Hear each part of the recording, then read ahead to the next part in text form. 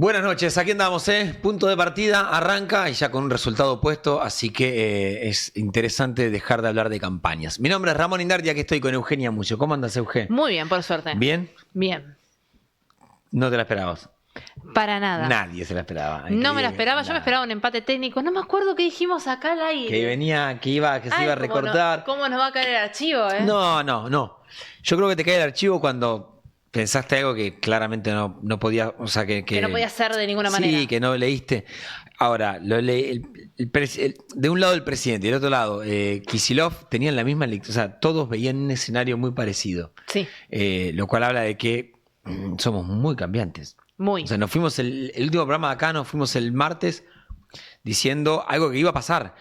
Pero creo que mi única intuición buena es siempre decir lo mismo.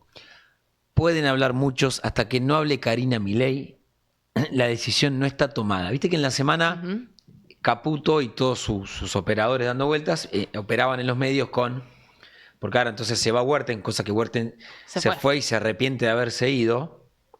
Conozco a algún empresario amigo de él que le ha dicho: ¿para qué te apuraste? Tenés que esperar la elección, maestro. A Cuñel y Barona le están pidiendo que se quede.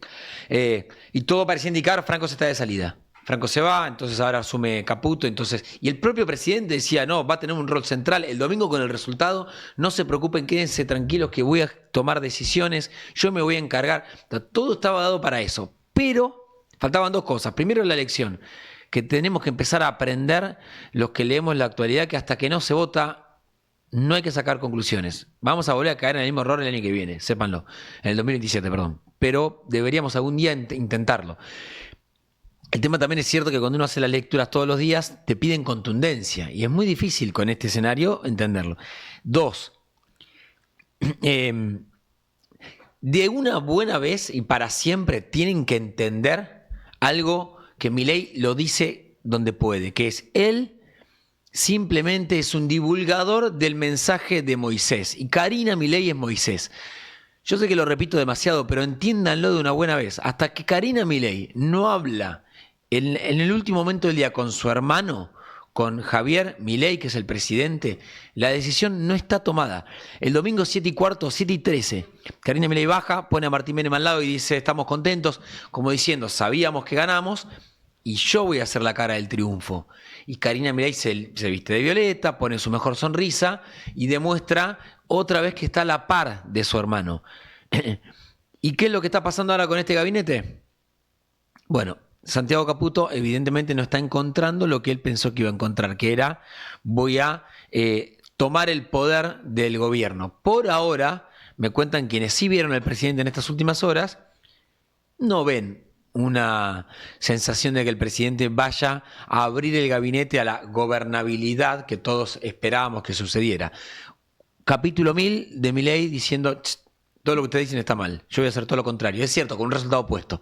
Si el resultado era una derrota como se esperaba, había un pedido ya de intervención de ese gobierno. Bueno, como no pasó, le voy a dar un solo ejemplo. Francos iba a verse con el Milei el lunes. Esa reunión se suspendió. Y hoy Francos es jefe de gabinete, amparado por Karina Milei. Martín Menem está amparado por Karina Milei. Cuñol y Barona, amparado por Karina Milei. Todo el otro sector de Santiago Caputo, por ahora, por lo menos por ahora, tiene que esperar. Lo último, la novedad, más allá de lo que ya escucharon por todos lados, me parece que es un Milei en el corte número 2, era que invita a los gobernadores a un acuerdo. Había una duda, era: ¿Milei va a ir con campera de cuero negra como en mayo, cuando arrasó contra el PRO, y va a decir yo soy el mandamás, o va a buscar un acuerdo? Bueno, con gobernadores debilitados, pidió un acuerdo. Nos alegra saber que en muchas provincias la segunda fuerza no fue el kirchnerismo, sino el oficialismo provincial.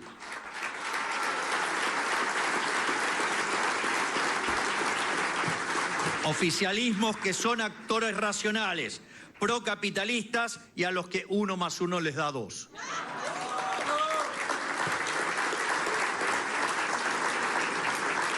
Es por ello que queremos invitar a la gran mayoría de los gobernadores que tendrán representación parlamentaria a discutir en conjunto estos acuerdos.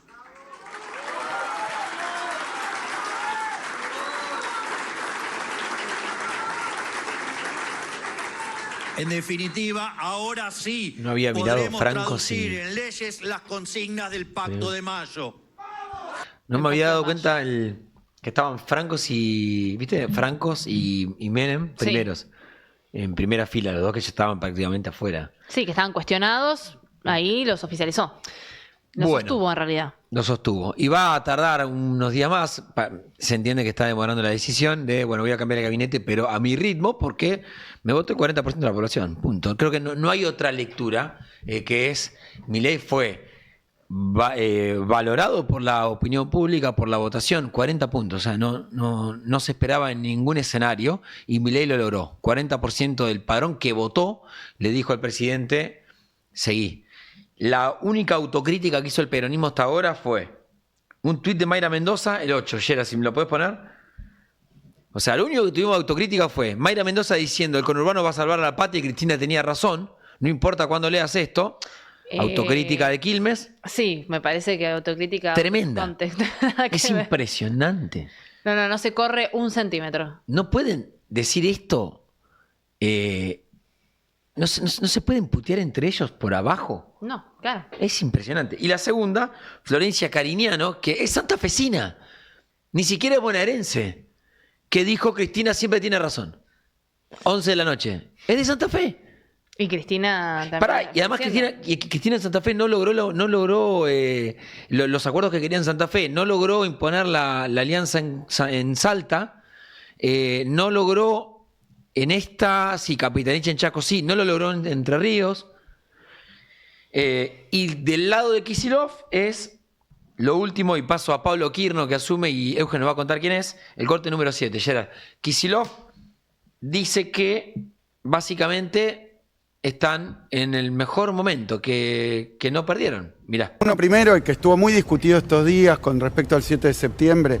En el 7 de septiembre, muchos no saben, votan también los extranjeros, los migrantes. Sí. Esta vez no. Si uno agarra los votos de La Libertad Avanza y de Fuerza Patria y saca a los migrantes y compara 7 de septiembre con 26 de octubre, fue prácticamente la misma cantidad de votos. 3,5 millones, un poco más de 3,5 millones, 1% más, creo, en septiembre. O sea que no hay una diferencia de que Fuerza Patria perdió 5 puntos. Conservamos los mismos votos. O sea que está culpando a los migrantes en cierto punto. Claro, como no votaron, y después dijo que sacaron los mismos votos. No, perdieron más de 300.000 votos. Un montón. Los Vos decís, perdieron. ¿cómo los perdés en 20 días? A mí lo que no me Tomás. quedó claro, y ahí si nos metemos con Quirno, es ¿por qué pusiste vos la cara? El domingo y el lunes. ¿Tienen otra cara? No, pero... ¿En ejecutivo? pero digo, cargo también? el candidato La que... pregunta. No, digo, el candidato que lideró la lista... Dayana. Dayana, bien, no es de Kicillof, era No. compartido, ¿no? El segundo no era de Kicillof. ¿Pero quién lo conoce? Y el O sea, tercero... Claro, bueno, pero Lo conocemos a máximo Dayana. atrás, vos siendo gobernador, te me pones la cara, bien, pusiste el domingo. Y después el lunes que vas otra vez a hablar internamente, a decir, che, no es mi culpa... Tan desconectados. Hoy vamos a hablar en un ratito nomás con Alejandro Horowitz. Escribió mucho sobre el peronismo, es una mirada distinta. No es candidato, no fue candidato, no va a ser diputado, así que quédense tranquilos. Y vamos a hablar un poquito más en profundidad de esto. Bien, ¿quién es Pablo Quirno? Que asumió hoy como canciller. Sí, ministro de Relaciones Exteriores, ¿no? Hablabas Ok. sí, es lo mismo, digo, pero Sí. pensando en quién asume como alguien que va a manejar la diplomacia, ¿no? En Argentina. Asume alguien que estaba hasta hace 2-3 días en la Secretaría de Finanzas y que es una pata Sí. muy clave del programa económico de Luis Caputo. Es su viceministro, entre comillas, porque siempre generalmente es el secretario de Política Económica, en este caso no. Es su mano derecha, muy valorado por los mercados, muy valorado por empresas, muy importante en la negociación con el FMI, en la negociación ahora con la asistencia financiera de Estados Unidos. Y de hecho, ahí tenemos ya un punto del cual debatir en términos de por qué se pone a alguien de las finanzas Sí. en un cargo que es de pura concentración y de discusión política, ¿no? Se pone a alguien que justamente va a consolidar o garantizar el programa financiero. ¿Qué programa financiero? El que se estuvo charlando con Estados Unidos, obviamente, ¿no? Porque Sí. a partir de que hay una asistencia financiera de parte de Estados Unidos, hay un programa económico que se tiene que cumplir, lo dijo el mismo Scott Bessent respecto a el programa económico que tiene Argentina con el FMI. Para igual, más allá de Kirchner, estaba viendo los últimos tweets de Kirchner, Sí. veremos si baja el perfil o sigue siendo el chicanero que fue siempre. Yo no veo que quiera bajar, pero quizás le dicen, mira, ahora que sos canciller, frena un poquito, pero no sé. Más Bueno, allá no de es lo los- mismo, claramente, ser canciller que secretario de Finanzas, perdón. Ah, Digo, para ese motivo. El lunes almorzaba con un empresario que no quiere a los peronistas y él me decía, está buenísimo esto, los problemas son los mismos que el viernes. 100%. Eso no cambió. 100%. Si querés, en términos de señal política, según la información que tengo, el propio Kirchner, charlando con empresarios, se vendía como la garantía del Sí. programa económico. Semanas atrás estoy hablando, ¿no? Ante un momento en el que justo se estaba hablando mucho de Sturzenegger metiéndose en el Ministerio Sí. de Economía, que siempre está la opción de Sturzenegger siendo ministro de Economía dando vueltas, pero como diciendo, la garantía del programa económico soy yo. Y vos decís, ¿qué? ¿Le estaba cerruchando el piso a Caputo? No. Estaba diciendo, cualquier cosa que pase, yo estoy acá. Y ese cualquier cosa que pase ahora es en el Canciller. Ministerio, sí, de Relaciones Exteriores, ¿no? ¿Por qué te empecinaste en decir el Ministerio de Relaciones Exteriores y no Es lo canciller? mismo, Cancillería, bueno. no, está no, bien. está- Pero lo sé, lo tengo en la cabeza como eso. Bueno, hablando bueno, justamente de eso. Ahora es quien está justamente en ese lugar. ¿Quiénes suenan para estar en la Secretaría de claro. Finanzas? Porque eso todavía, al cierre de esta nota, al cierre de este streaming, todavía no está, a no ser que llegue algún mensaje, pero todavía no está definido. Se habló de José Luis Daza, actual secretario de Política Económica de Caputo, pero no está confirmado. Se habla de alguno de los asesores, Martín Bortier, Federico Furiase, que es, por ejemplo, el que tiene más perfil financiero, no está confirmado. Ayer igual Kirchner hizo su last dance y dio el llamado a licitación que tenemos el miércoles, si no me equivoco. O sea que más o menos ahí. Alguien me dijo, probablemente también sea quien sostenga, si querés, el programa financiero que sigue en marcha, ¿no? Como que virtualmente, de alguna manera, obviamente va a haber alguien en la Secretaría de Finanzas, Sí. pero que virtualmente siga las señales de Kirchner, ¿no? Algo por el estilo. Y también te podemos pensar acá, entonces, ¿ganó o perdió poder Luis Caputo? Para mí ganó. ¿Tiene canciller? Sí, o sea, sí, porque es el que está al frente de todas estas negociaciones que son Claro. vitales para el programa económico que hasta ahora se va a profundizar y Bueno, sostener, digo, pero- después de estar bien cuestionado. Pero al mismo tiempo le sacaron a alguien clave en su Ok. equipo. A no ser que se dé esta relación de la que estoy hablando, Bien. ¿no? De que la influencia continúe. Pero le sacaron a alguien clave y se lo sacaron porque de repente Bertain tuvo sus entredichos con el gobierno, con la Sí. Casa Rosada, hizo las cosas mal, hizo esto que decíamos hace un ratito. Se fue, dijo, antes de la elección me voy, no me importa nada, aunque el lunes sea que dejaba efectivamente la silla Mirá que es un en tipo la hábil, Casa Huerta, Rosada. como para irse antes. Y el gobierno se quedó con, ¿y qué hacemos ¿Y ahora? ahora qué? Bueno, Kirchner ya tenía un puesto Claro. en la Secretaría de Relaciones Exteriores en Economía, se decidió que fuera. Yo creo que con esta misión de garantizar este programa económico que está charlado con Estados Unidos, con el FMI, Y hasta ahí. y ahora el problema lo tiene Caputo, me parece. Bien. Breve corte, muy, muy chiquito, y nos metemos de fondo, de lleno con el peronismo. Veremos qué quiere hacer el peronismo. Dale.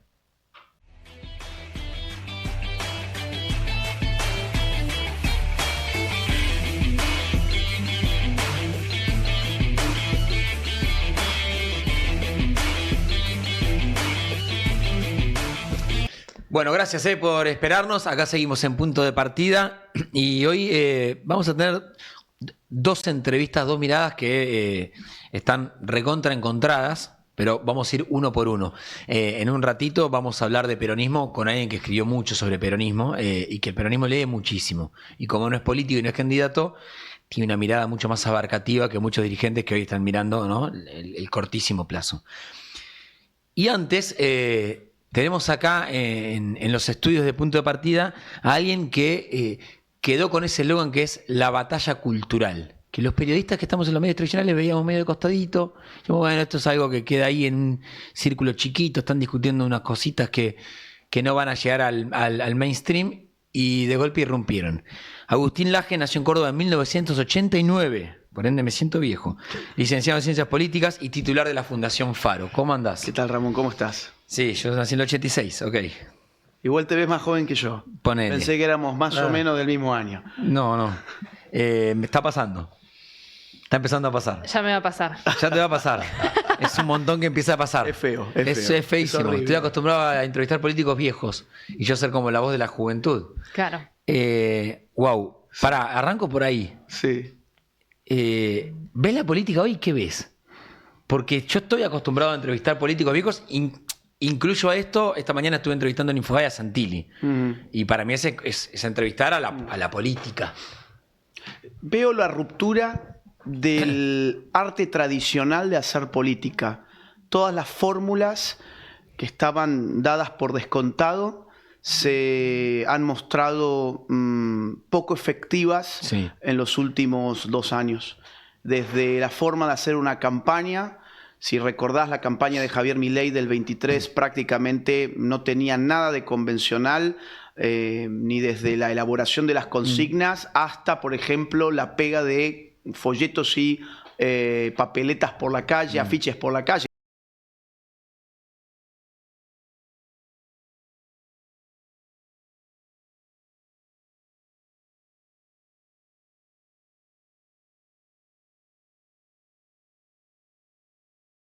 Medios tradicionales, la irrupción del streaming como una forma low cost de comunicar lo político. ¿Qué veo cuando miro la política? La polarización izquierda-derecha que se suponía pasada de moda. Hasta hace poco la estrategia de cualquier fuerza política consistía en moverse hacia el centro lo más posible para poder abarcar la ancha avenida del centro, que ahora es un callejoncito sin salida, tal como quedó puesto de manifiesto el día domingo. Entonces hay una renovación de la forma de hacer política que una fuerza en la Argentina la ha comprendido, que es La Libertad Avanza, y hay otra fuerza que no la ha comprendido, que le siguió funcionando en la medida en que la vieja metodología todavía continuaba operativa. Por ejemplo, en septiembre, mover los aparatos, los intendentes, los fraudes a través del viejo sistema electoral. Bueno, eso, digamos, tuvo su momento álgido en septiembre, pero ya en octubre se volvió a acomodar tal como los nuevos vientos, no solo en Argentina, esto no es solo argentino, esto es en todo el hemisferio occidental. Así que hay una nueva forma de lo político. Acá el peronismo no lo entendió, pero ya que hablaba de la región. Sí. ¿Pero Lula sí? No, Lula está muy mal en este momento. Está bien, pero digo, ganó la elección, va a ir por la reelección. Es cierto, después veremos cómo le va, ¿no? Pero... Sí, ahora Lula en realidad está entre los mandatarios con menos popularidad de la región. Se vino, de hecho, abajo muy rápidamente. Económicamente le pasó factura. Bueno, seguramente Euge debe manejar mejor el asunto que yo. Están muy descontentos los brasileros con el gobierno de Lula. Hay un Bolsonaro que está fuera de juego, pero hay nuevos dirigentes de derechas que están surgiendo y se prevé que pueda haber un recambio en tan solo un año. ¿En cuánto sería? ¿1 año, 2 años? Lo mismo está pasando en otros países donde el socialismo del siglo XXI está gobernando. Por ejemplo, en Chile. Cuando uno mira el escenario chileno, es muy factible que José Antonio Kast, la versión de derechas sin el centro incluido en la expresión, derecha punto final, digamos así, es muy posible que en segunda vuelta gane José Antonio Kast y que la figura del tercer lugar que le traslade votos sea una persona de lo que los medios llamarían ultraderecha, que es Johannes Kaiser. Cuando uno ve Colombia, lo mismo. Gustavo Petro tiene una aprobación cercana al 32-33%, no se puede reelegir el año que viene y ha surgido un outsider llamado Abelardo de la Espriella que levanta las consignas de Milei en Argentina y que está encabezando los sondeos que no se pueden hacer públicos, pero que se hacen por lo bajo y por lo menos a mí me llegan. ¿El outsider habitualmente es de derecha? ¿Vos qué El outsider es antisistema y dado que el sistema en este siglo, en el siglo XXI, ha sido un sistema controlado o hegemonizado por ideologías de izquierdas. Cuando decimos izquierda-derecha no hablamos de un partido de izquierda. Hay mucha gente que piensa que cuando decimos izquierda estamos hablando de Miriam Bregman. No, estamos hablando de un conjunto de familias de ideologías políticas que las posicionamos en un sector, digamos, de este abanico ideológico simplificado como izquierda-derechas. En el siglo XXI ha predominado una cultura de izquierdas que ha tomado nombre hace poco como cultura woke. Ha predominado una economía estatizante, intervencionista, con una retórica anticapitalista de la mano de todo lo que fue la expresión del Foro de Sao Paulo en América Latina y que incluso en los Estados Unidos tiene expresiones concretas como Bernie Sanders, como la propia Kamala Harris, el último gobierno de Biden repleto de este tipo de gente, y ahora el candidato que puede ganar en Nueva York también tiene una retórica anticapitalista, pro-musulmana y pro-LGBT. O sea, toda una cosa que uno dice, ¿cómo conjugo esta ensalada? No lo entiendo. Bueno, yo tampoco. Entonces, el outsider es el que rompe los marcos definidos de un sistema, y si el sistema es inclinado hacia la izquierda, es esperable que el outsider sea de derechas. Por eso, outsiders son Trump en Estados Unidos, Milei en Argentina, Johannes Kaiser en Chile. Tenés el caso de Bolsonaro en Brasil. Antisistema en el sentido del sistema que vos estás marcando, el statu quo que... El discurso dominante. El discurso dominante, claro. Digamos, en términos de la narrativa con la cual estamos acostumbrados a lidiar. Claro, pero ahora Milei es presidente hace un año y medio, Donald Trump es el segundo mandato que tiene. El nuevo sistema es el liberal libertario. En Argentina, al menos, hace un año y medio que el Estado funciona de esa manera. Bueno, en realidad habría que ver si el proyecto de Milei ha avanzado tanto como para decir que en Argentina existe libertarismo como fórmula estatal. Yo diría, en realidad, lo que ha avanzado en Argentina ha sido una ley bases que en un momento se la llamó la ley ómnibus, ¿se acuerdan? Sí. La ómnibus. Bueno, después, ¿por qué le dejamos de decir ómnibus? Porque la achicaron bastante. Falta una reforma previsional, una reforma impositiva, una reforma laboral. Hay un montón de impuestos que se esperan bajar. ¿De qué? Entonces... hay un montón de regulaciones que han quedado todavía en el tintero y otras que se han dado marcha atrás. Yo diría, en realidad, en este año y medio o casi 2 años de La Libertad Avanza en el poder, lo que espera un liberal libertario que se reforme en el Estado ha sido un porcentaje, digamos, que está por debajo del 50% de lo que uno esperaría. Si yo te pongo acá a alguien que te dice el Estado tiene que estar en esto, esto y esto, si vos tuvieras que enumerar... Más allá de... Entiendo que, y yo lo repetí hasta el hartazgo, no sé, vas a provincia de Buenos Aires o vas a un montón de distritos en este país y el estado de la educación pública es mala, lo cual no significa que la solución sea saco la educación pública, sino, bueno, o la intento mejorar. Si vos tuvieras que retirar al Estado de algo hoy en Argentina, mira, ¿de dónde lo retirás? Te lo pongo al revés. El Estado, ¿en dónde debería estar? A ver, que va a ser mucho más fácil, más entendible. Justicia, seguridad, defensa, educación, salud. Pará, entonces, ¿educación primaria, secundaria y universitaria? Sí, a ver, esto es súper interesante porque una cosa es el texto, digamos, la discusión abstracta teórica, y otra es cuando vos pasás a esto a un esquema de poder real. Lo que un libertario te diría es, no, el Estado tiene que retirarse de todo y tiene que quedar en pie solamente justicia, seguridad y defensa.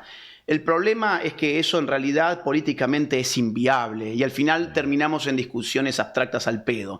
Salud, educación tienen que estar porque hay que ayudar a los individuos que están posicionados más abajo en la estructura socioeconómica a tener herramientas para ascender. Ahora, eso no significa que el Estado, tal como ha manejado el ámbito de la salud y de la educación, haya hecho una buena labor hasta ahora. Pero primaria, entonces, habría que racionalizar el gasto, habría que ver de qué manera se puede ayudar mejor. Por ejemplo, los libertarios tienen una idea en el terreno de la educación, todavía esto no se puede ni siquiera poner en la agenda pública, pero que en algunos países, por ejemplo, nórdicos, se ha aplicado, que son los sistemas de vouchers. Es decir, les damos, en vez de financiar la oferta educativa, financiamos la demanda. demanda. En lugar de poner el dinero en el colegio, le ponemos el dinero en forma de voucher al padre de familia para que él pueda elegir a qué colegio manda a sus hijos y que sea el propio consumidor de educación, por ponerlo en términos económicos, el que, digamos, vaya dándole poder a una u otra institución educativa de acuerdo a las pretensiones que tienen para sus proyectos de vida. Milei lo dijo, me acuerdo, en campaña. Entonces dijiste educación, primaria, salud. secundaria y universitaria. ¿Y salud qué? Cuando vos abarcás salud como Estado, ¿qué? Bueno, ayudar a los individuos que no tienen acceso a la salud porque no pueden pagársela. Es decir, subsidios para la gente pobre para que pueda adquirir un servicio razonable para proseguir con su vida frente a los embates. ¿Y eso que vos marcás no choca con lo que pasó con el Garrahan y el presupuesto universitario? Bueno, es que ahí hay una no me lo diferencia. reduzcas a corrupción o ñoqui. No, pero es si que no me quedo solo en... Sí, pero es que esa discusión es muy importante. Es decir, nadie dijo hay que desfinanciar a la educación y a la UBA. Eso nunca fue real. Es más, las partidas presupuestarias que pidieron se las enviaron. Okay. Esto Álvarez lo mostró incluso en los medios de comunicación en vivo y en directo. Todo lo que se está pidiendo son auditorías. Porque está, digamos, la sospecha muy fundada y muy fundamentada, quiero decir, de que ahí hay cajas políticas y que ahí se estuvo utilizando el dinero para educar al pueblo y para curar al pueblo en hacer política clientelar. Ahora, cuando te dicen, no, la educación es la UBA es autónoma. Eso va en paralelo al salario de un docente. Y vos podés investigar y no recortar el salario del tipo, propio del profesional de Garrahan. Está bien, pero ¿y por qué no te dejan investigarlo? Bueno, ¿Qué están ocultando? Bueno, pero el Estado también puede decidir intervenirlo y tampoco lo hizo, por eso, entrar. Sí, pero ¿sabes el problema? O sea, si ya te generaste un problema político con eso, si intervenís y entrás, te van a acusar hasta de ser una dictadura. Si vos lo que querés es sacar las cajas políticas y que realmente la plata que está destinando el Estado sea usada de manera eficiente, ¿qué otra manera tenés? Bueno, ahí está, que pueda llegar a una negociación con estos actores para que ellos, sin hacer escándalo político, muestren lo que hay, pero no lo quieren mostrar. Está bien, en algún momento habrá que hacerlo entonces de otra manera. El tema es por qué están ocultando, por qué ocultan en qué usan ese tipo de dinero. ¿Qué crees que...? Porque más allá de que vos hace unos días me decías, bueno, yo soy un divulgador, la batalla cultural, no me vean como un ministro, como un funcionario. Estás en la Fundación Faro, que está en la centralidad, y el presidente te escucha, estuviste en el último acto del Movistar, etc. ¿Vos crees que hoy es un Milei que, o ustedes como gobierno, con este triunfo es qué conclusión saco y qué hago para adelante? A ver, la conclusión es que ha habido un espaldarazo del pueblo argentino a un gobierno que venía muy golpeado políticamente. Esto renueva la posibilidad de pensar en reformas estructurales que tienen que llegar, algunas las he mencionado recién, y reabre además un tema que se había apagado por completo en el análisis político, no digamos del mundo militante, el análisis político de los medios de comunicación e incluso de la oposición, que es el 2027. Con este resultado, y esto es un dato que a nadie se le pasó por alto, con este resultado Javier Milei pasa en primera vuelta en el 2027. Es muy anticipado decirlo de esta forma ahora mismo porque faltan 2 años y el 2027 va a ser un año durísimo. Pero Milei ya lo dijo ayer en una entrevista con Laje, él no venía mencionando 2027, venía con mucha prudencia. Pero este resultado le habilita a decir en la entrevista de ayer con Laje, bueno, si en el 2027 el pueblo me vuelve a escoger, habrá 4 años más, o sea, que harían 6 años. Y en una segunda fase, que empezaría en el 2027, uno ya no vendría con un Congreso, digamos, ahora creo que quedamos con 96, 98 más o menos, sino que podrías tener una mayoría automática. Y ahí vendrían ya reformas, que ahí vuelvo a lo que vos dijiste recién, hegemonía de libertarismo que todavía no existe. Me brillaron los ojos. Con la mayoría automática. Y es que ahí ya directamente olvídate de los DNU, ya ahora nos olvidamos del tema de los vetos, nos olvidamos del fantasma del juicio político, pasamos ya ese periodo tan espinoso que nos tocó vivir y ahora podemos empezar a soñar con lo otro. Igualmente, no hay que pasarse de rosca y que tiene que empezar un periodo de racionalidad política basado en una autocrítica que empezó en septiembre de este año y que se formuló con esa misma expresión, autocrítica, para entender que necesitamos aliados en el Congreso. Este es un nuevo Congreso, es distinto del anterior, y necesitamos además tender puentes con los gobernadores, que por cierto, su poder de negociación se ha disminuido considerablemente. Es decir, Escucharon, gobernadores, ¿no? Su poder de negociación se ha disminuido. se ha disminuido muchísimo, muchísimo, se infló demasiado eso. Mira, muchas cosas se inflaron. Esto tiene que ver con lo que decía recién de la nueva política, la vieja política. Fíjate, por ejemplo, cómo inflaron los medios candidaturas como las de López Murphy, la de Talerico.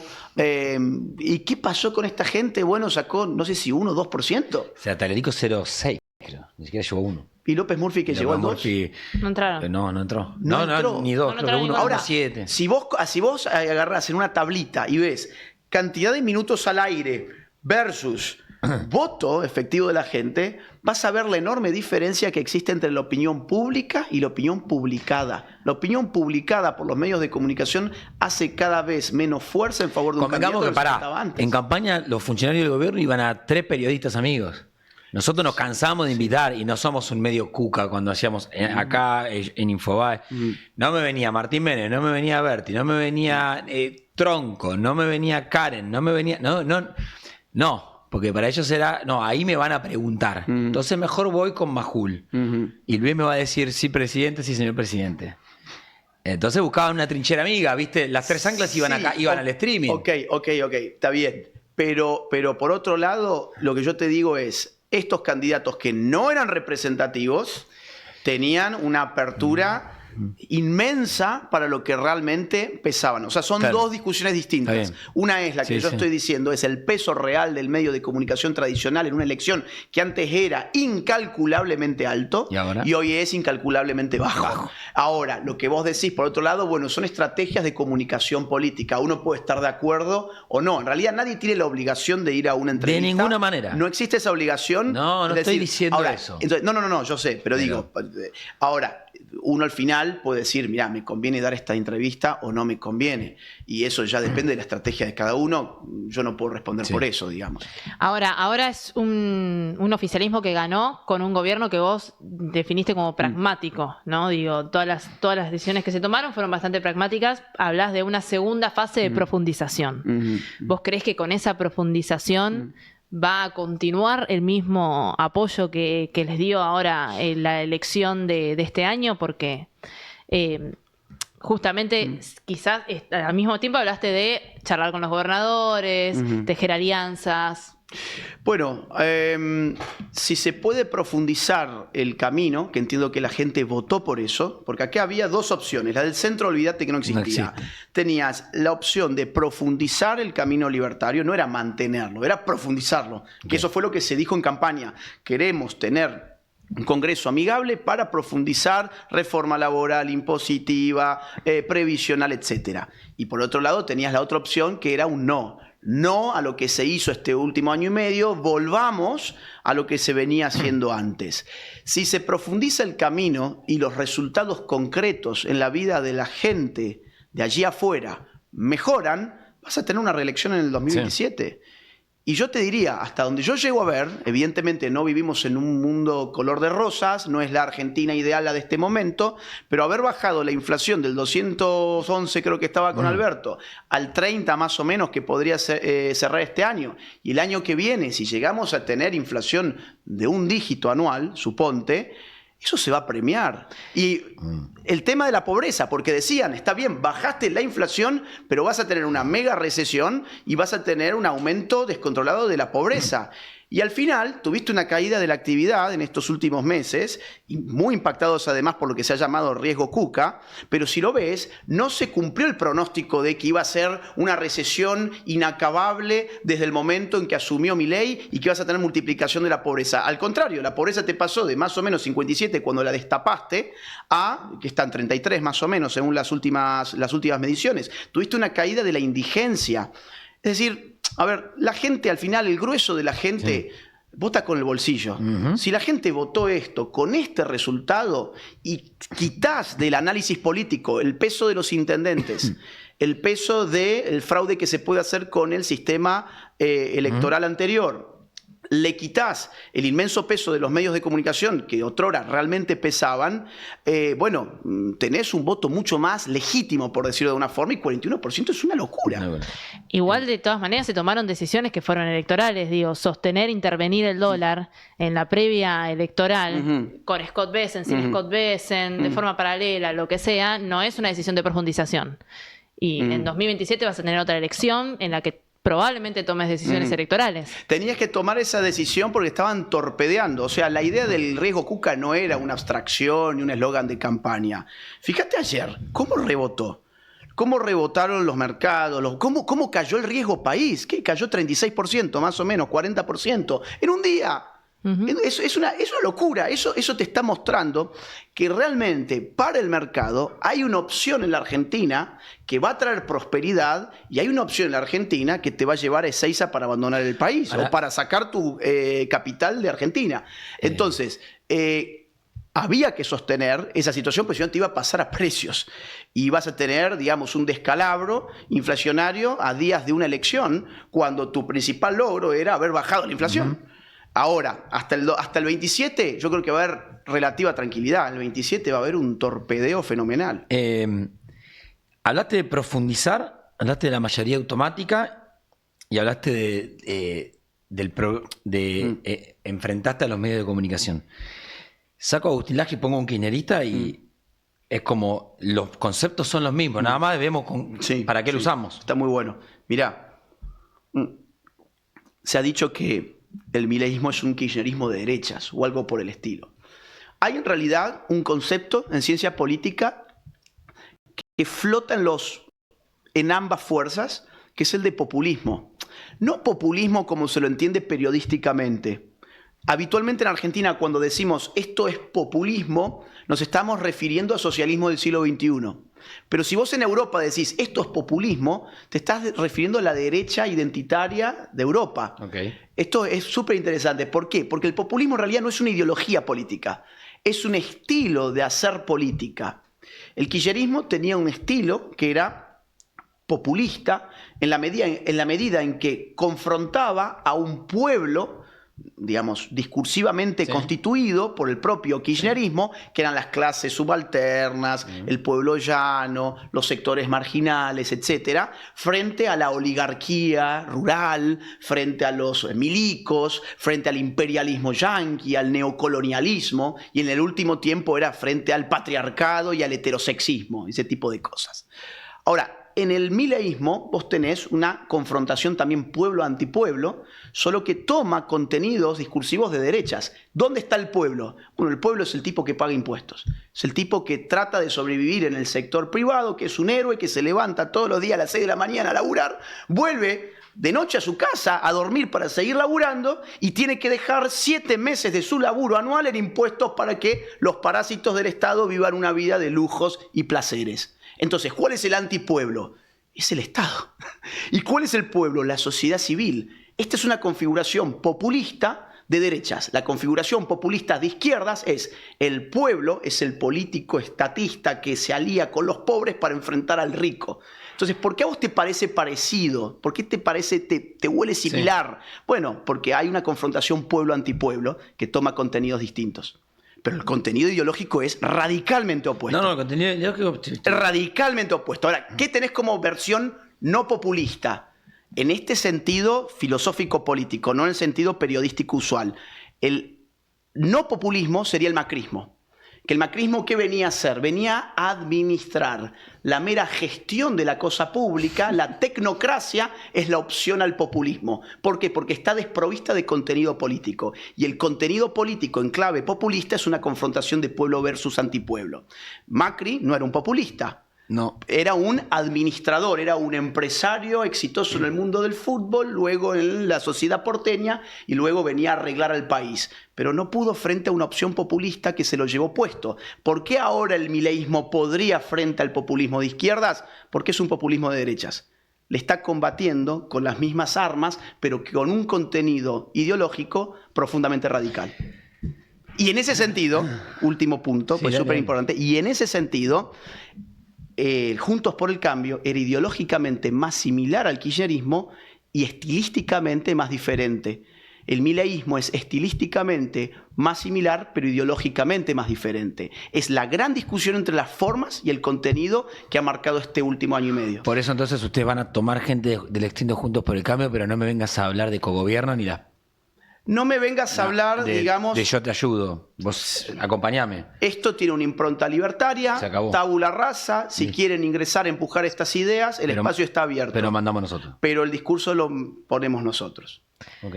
Una última Dale, pregunta y sobre ya te esto. liberamos. Te escuché decir, creo que fue en Infobae, que en su momento, antes, con esta conformación del Congreso, no había lugar para plantear la derogación del aborto. ¿Vos creés que con un nuevo Congreso el 10 de diciembre se puede llegar a derogar y el gobierno está dispuesto a llevar la derogación del aborto? Mira, no te puedo responder si está dispuesto o no porque no lo tengo claro. Yo esperaría que sí. Es decir, como una expectativa personal y conociendo la impronta provida del presidente Milei, sería para mí, digamos, sumamente importante que esa discusión en algún momento se pueda volver a tener, porque cuando esto pasó fue en el medio de una pandemia. A ver, esto pasó 2 veces, en el 18, donde el sector pro vida finalmente se impuso, y volvió a ocurrir en el medio de una pandemia en el cual no hubo debate de nuevo, no lo hubo, no hubo manifestaciones porque la gente tenía miedo a salir, andábamos todos con la boca tapada y escondidos debajo de la cama, y el presidente Milei lo dijo claramente en el 2023 y lo volvió a decir a lo largo de este año y medio, que él defiende la vida humana desde el momento cero. Ahora, si hay fuerza legislativa para trasladar esta agenda a ese ámbito, habría que contar cuál celeste y cuál verde tenemos a partir de diciembre. Poroteo que yo no lo tengo hecho. Okay. O sea que eso en realidad no te lo puedo responder porque no lo sé.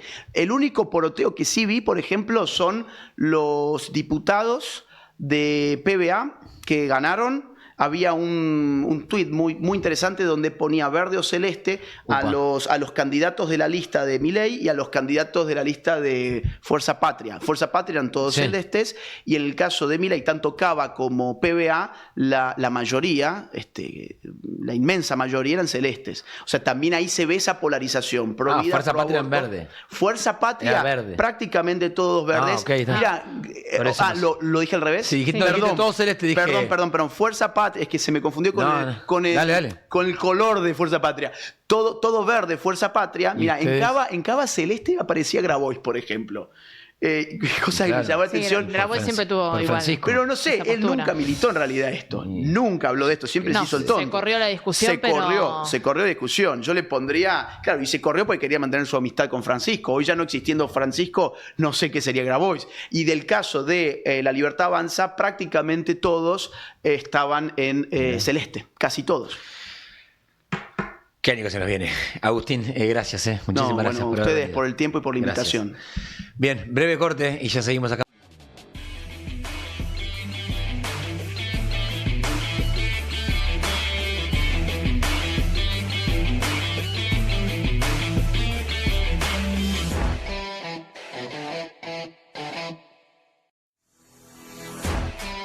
Gracias por esperarnos. Bueno, a ver, ¿quién entiende el peronismo? Nadie. Vamos a partir de esa base. Quien se aproxima a intentar entenderlo hace muchos años es Alejandro Horowitz. Es ensayista, es doctor en ciencias sociales, tiene varios libros sobre peronismo. Recuerdo que a mí el primero que me acerca a su obra es un pariente mío muy peronista, que no está de acuerdo en algunos conceptos de Alejandro, pero me dijo, vos tenés que entenderlo, léelo a este tipo y después discutirlo. Bueno, Los 4 peronismos es un libro, es uno de los tantos libros que escribió Alejandro, pero el último dice, y miren la temporalidad que tiene esto, ¿no? Esto es del 2023.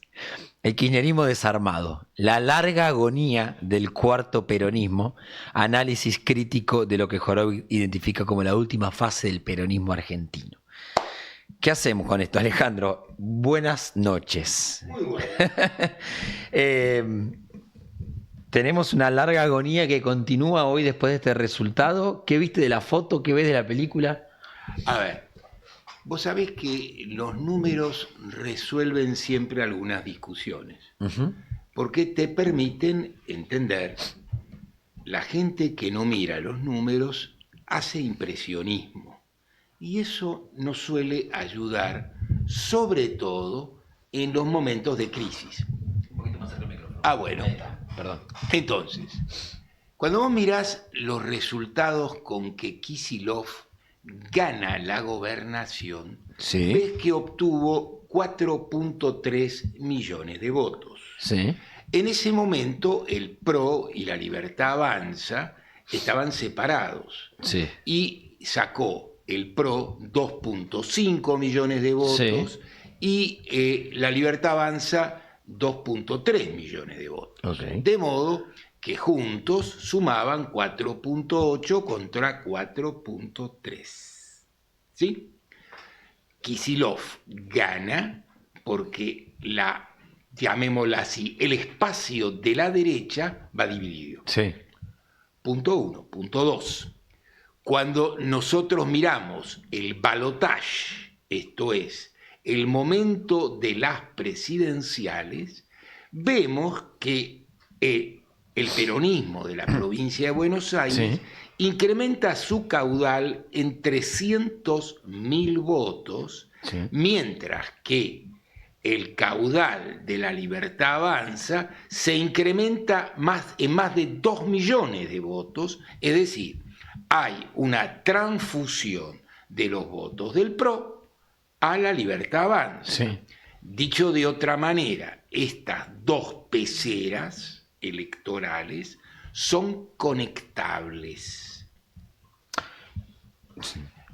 ¿El peronismo tiene una pecera más para conectar?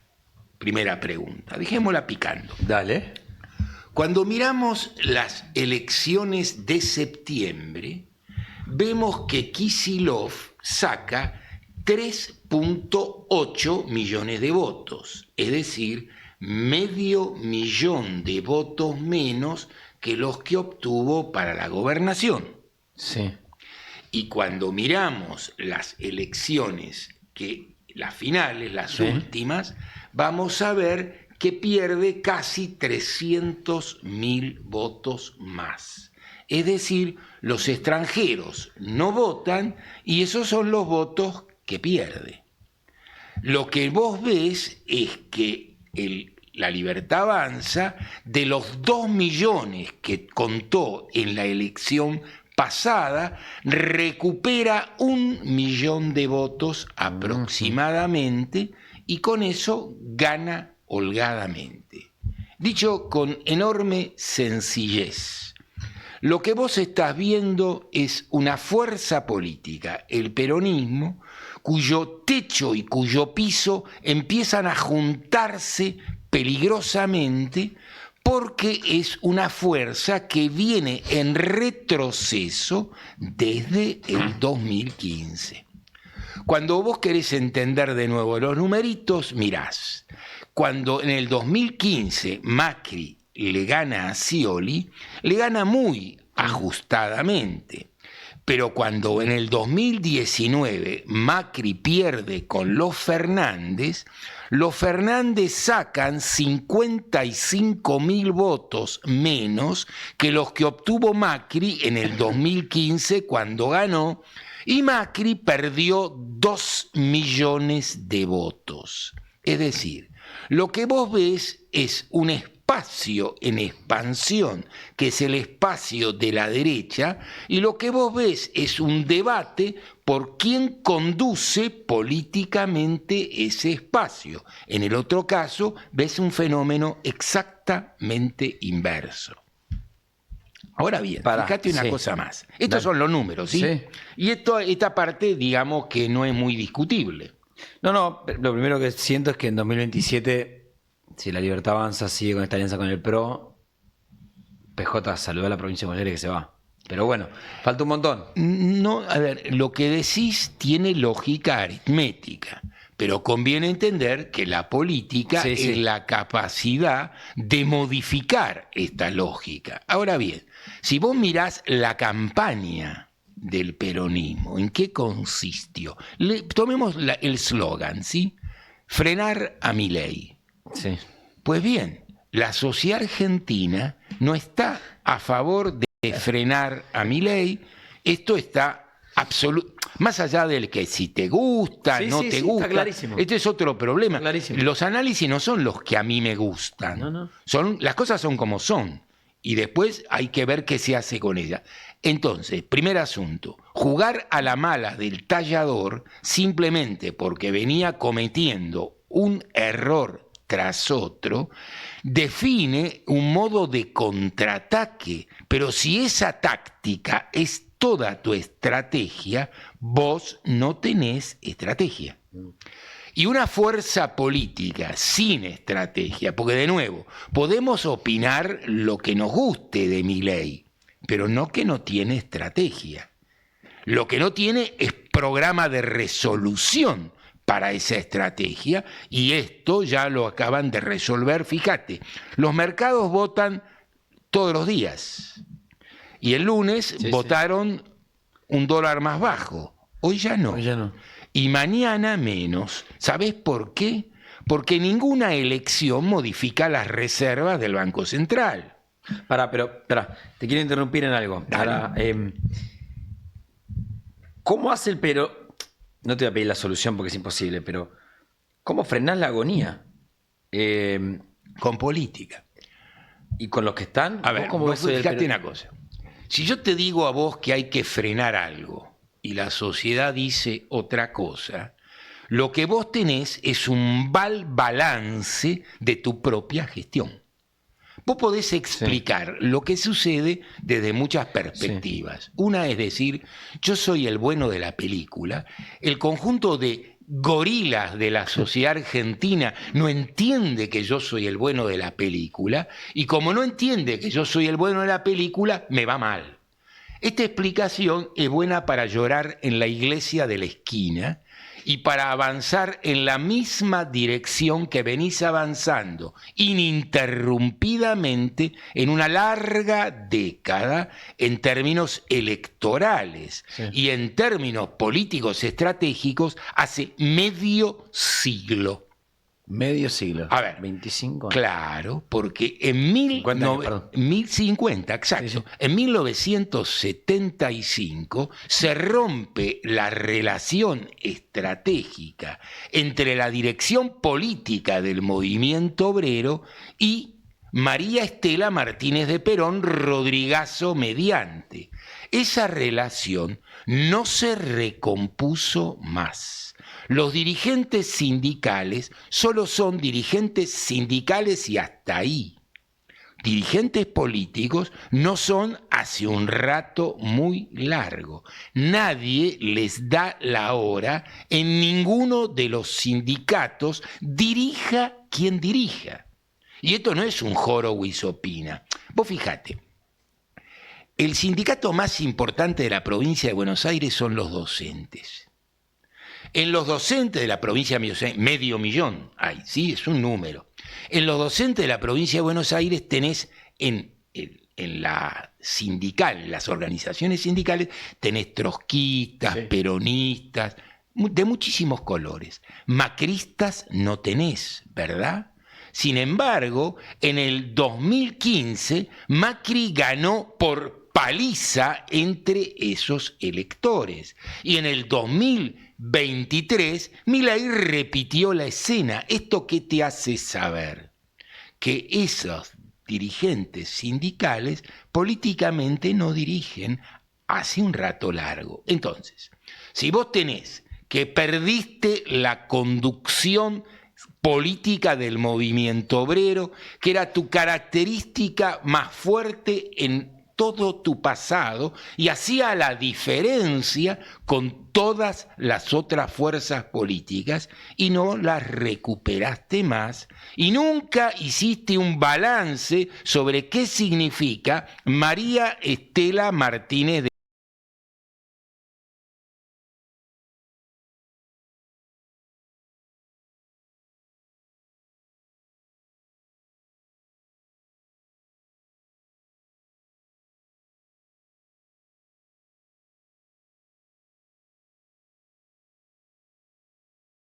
educativa. 1995, Carlos Saúl Menem, 30 años. Bien, Vos ingresás al proceso educativo más o menos a los 5 o 6 años, ¿sí? Entonces sumar 30 más 6 y te da matemáticamente igual. Vos hundís la calidad de la educación pública y hundís la calidad del debate político. ¿Qué debate político ves en las fuerzas políticas? El orden de la papeleta. No discuten nada hace décadas. ¿Qué partido político puede exhibir un programa que no sea un conjunto de generalidades y buenas o malas intenciones? Euge, todo tuyo. Qué Bueno, radiografía. sí, yo me quedé pensando porque soy de Madre esa mía. generación, ¿no? ¿Eh? Que digo, me quedé pensando porque soy de esa generación, nací en el 95. Ajá. Ahí de está. hecho. ¿Ves? Entonces es casi biográfico. Sí, bueno. ¿Vos es cómo que- lo ves? Bueno, ¿Cómo lo ves? yo veo, sí, una falta de discusión muy grande. Veo también un Milei que ganó sobre una fuerza política que interpretó a todos los que no estaban siendo interpretados en cierto punto, ¿no? Sin duda. Si el peronismo interpretó al siglo XX en su momento, el siglo XXI le faltaba esa interpretación. Y la única interpretación que puede haber es individualidades, ensimismamiento, y una sociedad totalmente rota, ¿no? Si estamos todos rotos por dentro, entonces ¿quién nos puede representar en ese sentido? Acá viene la cosa. Si yo quiero restablecer las rupturas con palabras vacías, todos saben que son vacías. Si yo te digo, Y sí. con la educación se cura, con la educación se come, y no se come y no se cura. Claro. ¿Entendés? Entonces, si yo digo, vienen por tus derechos, y vos trabajás en un Rappi, y hace No los tenés. décadas que no tenés ninguno, vos vienen por tu derecho y vos te quedás mirando y decís, ¿me estás tomando el pelo? Claramente. Me pasó el otro día entrevistando a Plaini, Omar Plaini de Canillitas. Ajá. Empezó a hablar empezó con el eslogan de los derechos y éramos 4 periodistas que no hace falta contarte bajo qué condiciones trabajamos los periodistas. Por No son las ejemplo, mejores. no- y nos mirábamos los 4 Claro. viendo de qué habla. Claro. Exacto. Entonces, la horrible concatenación lógico-política de esta situación. Si un derecho no es universal, no es un derecho, Y es un privilegio. Entonces, ¿qué quiere el del Rappi? Vos fíjate, en una punta tenés al del Rappi y en otra punta tenés al señor que trabaja en la bancaria. ¿Por qué digo el señor que trabaja en la bancaria? Porque es el único sindicato en la Argentina que si la inflación de este mes es 2.6, 2.6 le corrigen automáticamente al mes siguiente. Entonces, ¿qué piensa el pibe del Rappi frente a alguien que le corrigen automáticamente y a él no le corrigen ni ahí? Tiene dos posibilidades. Una es creer que él también puede alcanzar la situación del otro. Pero como la situación del otro es casi absolutamente única, él piensa que la igualdad es bajarlo al otro de donde está y ubicarlo en el mismo punto del juego en que él está. Bueno, claro, digo, está súper interesante esto.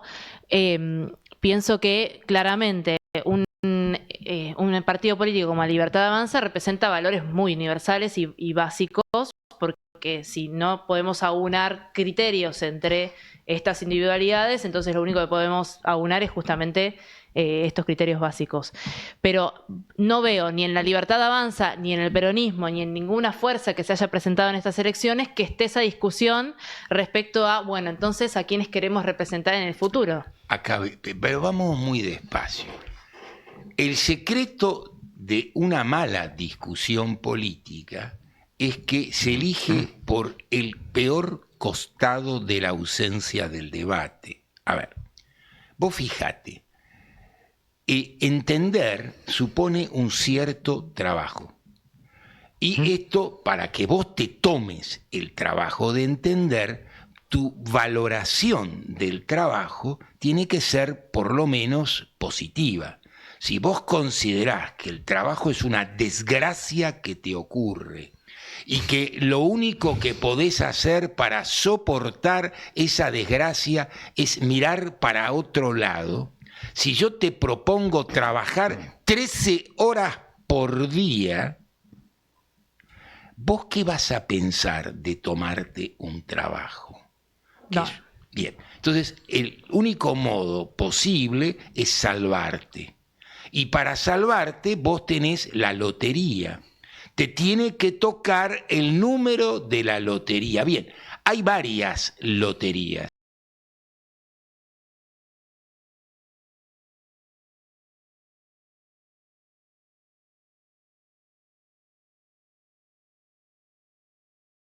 Cuando vos querés que suceda lo que no puede suceder,